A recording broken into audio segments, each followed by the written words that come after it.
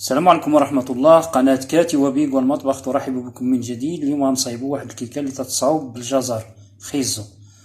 هنا ان شاء الله غنعطيكم المقادير ديالها. عندنا واحد الساشية ديال الفانيلا، جوج ديال الكاكاو مور، جوج خمارات حمرين، 3 البيضات، وهنايا عندنا كاس اونص ديال الخيزو. ما نحاولوا ما نوركوش على خيزو، غير نحطوه صافي حتى تيعمر لينا الكاس. عندنا هنايا جوج كاس اونص ديال الدقيق الفورس، يعني الدقيق الابيض، وعندنا كاس لاروب ديال الزيت، وكاس ديال سنيده.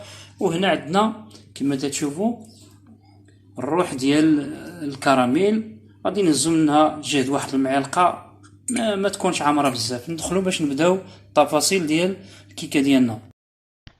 في واحد الكاس ديال الخلاط الكهربائي غادي نوضعوا كاس ديال السكر، والكاس الا ربع ديال الزيت النباتيه، و3 البيضات اللي عندنا حتى هما غنوضعوهم في هذا الخليط.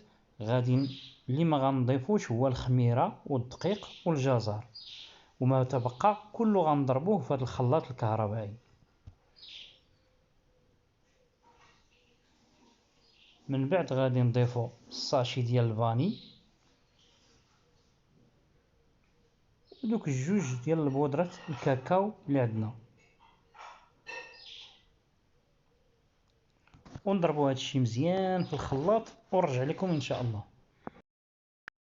الخليط اللي حصلنا عليه وضعناه في واحد البول، غنضيفو عليه الكاسونس ديال الجزر اللي سبقنا وطحناه في الحكاكه الرقيقه، ومن بعد نبدا نخلط بشويه بشويه حتى ينسجم ليا الجزر مع الخليط الاول. من بعد غادي نبدا نضيف الدقيق كما قلنا كاسونس، نبدا نضيف ونبدا نخلط. وغادي نضيف كذلك دوك جوج خمارات حمرين اللي عندنا، وغنبداو نخلطوا في هاد المكونات حتى تينسجموا مع بعضهم.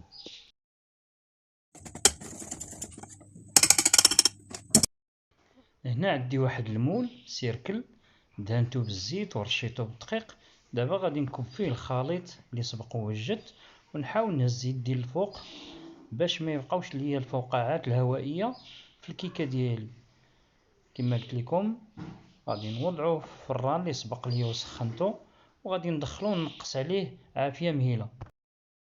هنا عندي في واحد الكاسرول وضعت 7 الحبات ديال الشوكولات، اي شوكولات عندكم ديروه.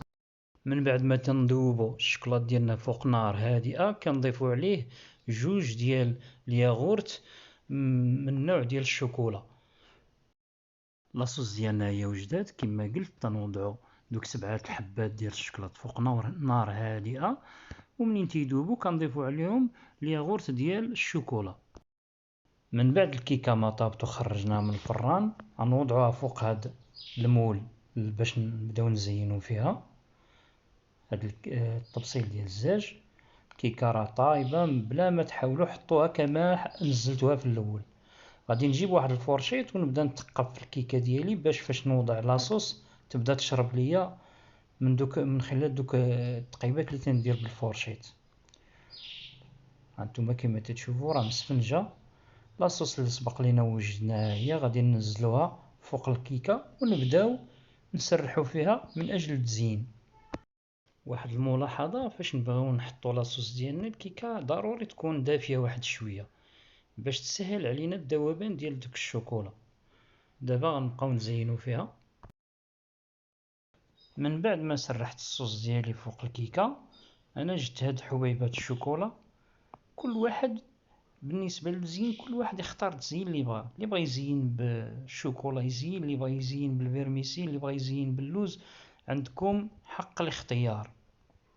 غنبقى نسرح في هاد حبيبات الشوكولا حتى تنكمل ونرجع لكم ان شاء الله باش نديروا الشكل النهائي ديالها. الشكل النهائي ديال الكيكه ديالنا هو هذا كما تشوفوا. كنتمنى تعجبكم الكيكه وتطبقوها في المنازل ديالكم في هذه المناسبه ديال عيد الاضحى. ما بقى لي الا نقول لكم الصحه والراحه. الى اللقاء مع قناه كاتي وبيك والمطبخ.